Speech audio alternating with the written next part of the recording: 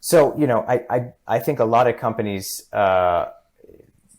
new open source companies, they say, I'm going to go and I'm going to, do what Red Hat did. But when I hear that, I usually say, okay, so this is today's open source technology. What's tomorrow's? What's the next thing you're doing? What's 3 years from now?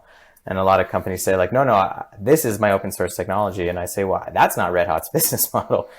So you're not actually trying to be like Red Hat. You're thinking you're trying to be like Red Hat. And that's again where I think it comes back to what is the business model that you're actually really trying to create? Because I think you structure your business differently. If someone actually says, no, I truly do want to be a Red Hat, then I think, they think differently about how they're going to contribute to their current open source project versus how they're like, what's going to be in their roadmap next year for other open source projects you're going to bring in, so forth and so on.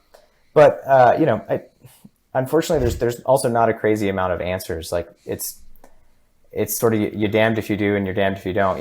If you don't open source, the likelihood that you're going to get adoption for a lot of tech is surprisingly low.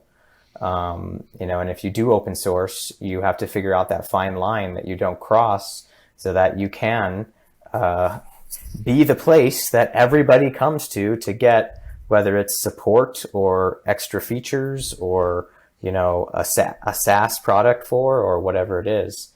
I